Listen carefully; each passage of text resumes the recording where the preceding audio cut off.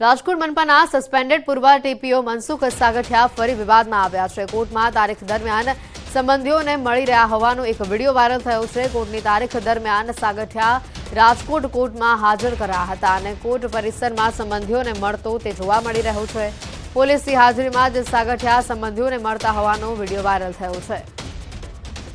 Video viral થતા TRP કાંડમાં ભોગ બનનાર વકીલ સુરેશ ફળદુનું નિવેદન પણ નોંધવામાં આવ્યું છે। સાગઠિયા એસીબીની તારીખ દરમિયાન તેઓ મળ્યા હોવાની શક્યતા વ્યક્ત થઈ રહી છે અને આ રીતે મળવું તે ગેરકાયદેસર પણ છે।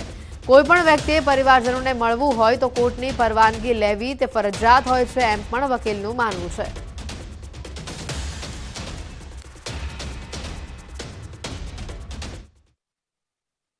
ટીપીઓ છે મનસુખ સાગઠિયા તે ફરી વિવાદમાં આવ્યા છે। કોર્ટ પરિસરમાં જ જે છે પરિવારને મળતા હોવાનો જે છે એ વિડીયો સામે આવ્યો છે। ત્યારે હાલ આપણી સાથે રાજકોટના વકીલ છે, આપણે એમની સાથે વાત કરીશું। સુરેશ ફળદુ વકીલ છે, સાહેબ શું કહેશો, આજે કઈ રીતના કયા કેસમાં હતા અને શું વિગત? જ્યારે પણ આરોપીઓને પરિવાર સાથે મળવાનું હોય અથવા એડવોકેટ એંગેજ કરવા સંબંધે કોઈ વાતચીત કરવાની હોય ત્યારે નામદાર અદાલતની પરવાનગી વગર આરોપીઓને મળવા દેવામાં આવતા નથી। એડવોકેટ એંગેજ કરવા માટે વાતચીત કરવી હોય તો પણ કોર્ટની અંદર પરિવારને બેસી અને વાતચીત કરવા માટે પરવાનગી આપવામાં આવે છે। એ સિવાય આરોપીને એના પરિવારજનોને મળવા, ચા પાણી પીવા કે પાણી પણ પીવા દેવા પરવાનગી આપવામાં આવતી નથી। આ ટીઆરપી અગ્નિકાંડની વાત થઈ। 2 દિવસ પહેલા જે આ ઘટના ઘટેલ છે ત્યારે કોઈ ટીઆરપી અગ્નિકાંડની મુદત ન હતી। સાગઠિયા સામે કુલ 3 કેસ દાખલ થયેલ છે। એક ફોર્જરીનો છે, એક ટીઆરપી અગ્નિકાંડ છે અને એક એસીબીનો કેસ છે।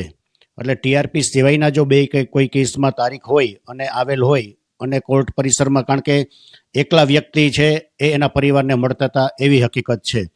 દરેક કેસમાં જોઈએ તો 1 થી વધુ આરોપી છે સિવાય કે એસીબી, તો એસીબીના કેસમાં એ તારીખે આવેલ હોય અને એના પરિવારને મળેલ હોય એવી ઘટના બનેલ હોય એવું શક્ય આપણે માની શકીએ।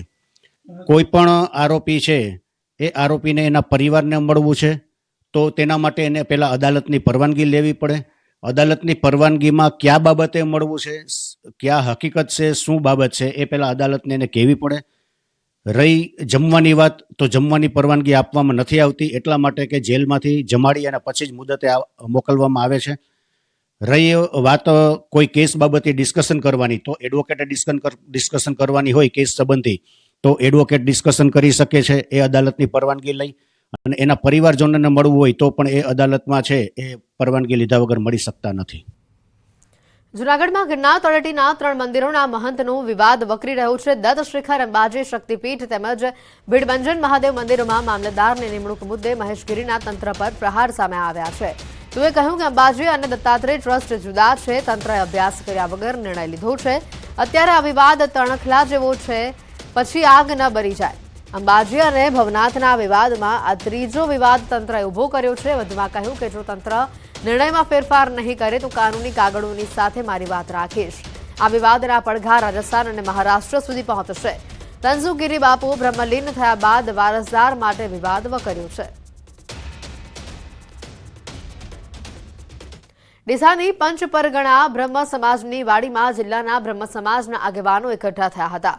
તેમણે એકઠા થવાનું કારણ જણાવ્યું છે કે ડીસા નગરપાલિકાના મહિલા પ્રમુખ સંગીતાબેન દવેને પ્રમુખ પદ ઉપરથી રાજીનામું આપવા માટે દબાણ કરાઈ રહ્યું છે। ડીસાના ધારાસભ્ય પ્રવીણ માળી પક્ષમાં ખોટી રજૂઆતો કરી સંગીતાબેનને પ્રમુખ પદેથી હટાવવાની કોશિશ કરી રહ્યા હોવાનું પણ જણાવ્યું। ઉલ્લેખનીય છે કે 14 મહિના પહેલા જ સંગીતાબેન દવેની પ્રમુખ તરીકે વરણી કરવામાં આવી હતી। જો કે સંગીતાબેન દવેને પ્રમુખ બનાવતા ડીસા નગરપાલિકાના ભાજપ સભ્યોએ તેઓનો વિરોધ કરીને રાજીનામા આપવાની ચીમકી ઉચ્ચારી હતી।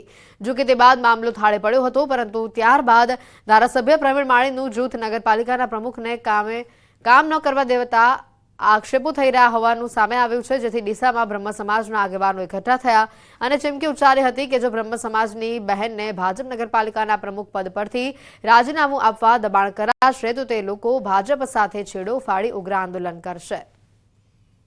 મીટિંગ કરવાનું કારણ અહીં અમારે નગરપાલિકામાં મહિલા બેન છે નગરપાલિકાના પ્રમુખ, એમને અહીંના ધારાસભ્ય દ્વારા વારંવાર કનડગત કરી અને પ્રમુખ પદેથી હટાવવાની વાતના સમાચાર સાંભળીને મને જિલ્લાના સમસ્ત બ્રહ્મ સમાજના પ્રમુખ તરીકે ખૂબ દુઃખની લાગણી અનુભવું છું.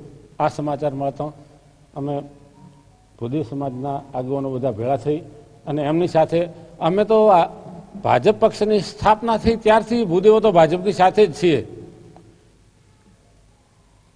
આવો નાના મોટા અન્યાયો થાય ત્યારે બહુ દુઃખની લાગણી અનુભવીએ છીએ. એક ડીસા તાલુકાની પ્રમુખ બનાવી એમના માટે કોઈ આરોપ નથી. એમાંથી કોઈ પણ જાતનું ખોટું ખરું બેને પણ કરેલો નથી. એક સારા સ્વભાવના અને પોતાનો ઘર આખું શિક્ષક છે અને છતાંય આ અન્યાય એકબીજાના રોટલા શેકવા માટે કરી અને આ અન્યાય થઈ રહ્યો બ્રહ્મ સમાજ માટે એ યોગ્ય લાગતો નથી. એમની ટર્મ પૂરી ન થાય ત્યાં સુધી એમને ચાલુ રાખવા જોઈએ. અગાઉ પણ પાલનપુર નગરપાલિકામાં પણ આ રીતે જ ટર્મ પૂરી થાય ત્યાં સુધી હેતલબેનનું રાજીનામું લેવામાં આવ્યું હતું. અગાઉના જે અમારા ધારાસભ્ય ચૂંટાયેલા મફતભાઈ હોય કે ડીસાના શશિકાંતભાઈ હોય એમને ક્યારેય બીજા ટર્મમાં રિપીટ કરવામાં આવ્યા નથી.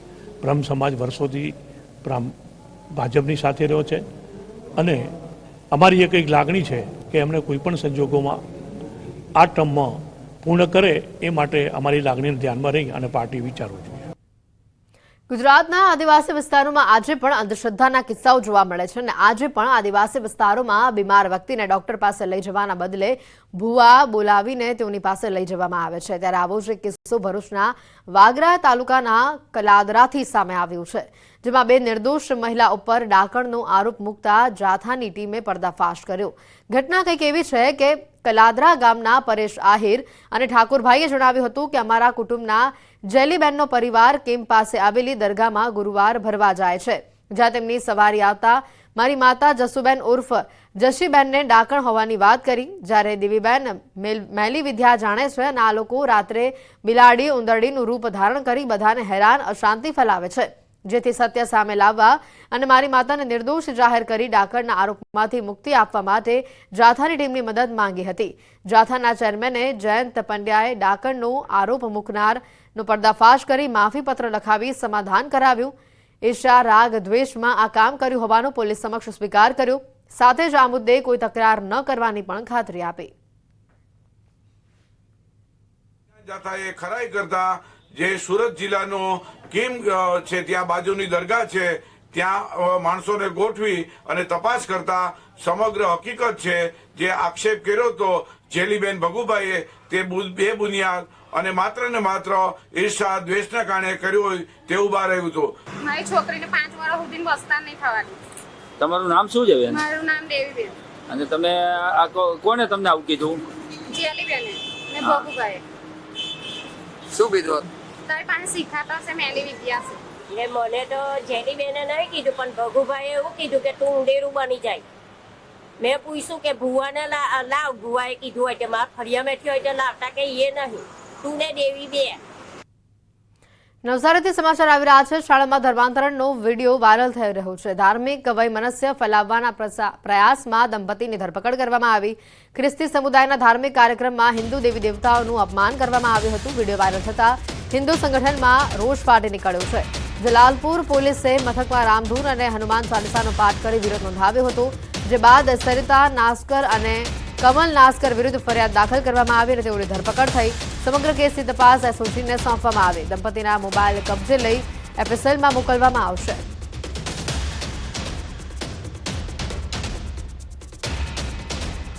ધર્માંતરણના આ દ્રશ્યો જે એક બાજુ સામે આવી રહ્યા છે, બીજી બાજુ રામધૂનને લઈને હિન્દુ દેવી દેવતાઓનું જે અપમાન કરવામાં આવ્યું હતું તેને લઈને રામધૂન બોલાવવામાં આવી. આ બંને અલગ અલગ દ્રશ્યો આપણે બતાવી રહ્યા છે, જે એક બાજુ મોટી સંખ્યામાં લોકોને ધર્માંતરણ કરાવવા માટે દબાણ કરવામાં આવ્યું અને બીજી બાજુ રામધૂનને લઈને ખાસ કરીને જે અન્યાય થયો તેને લઈને રામધૂન મોટી સંખ્યામાં લોકોએ બોલાવી.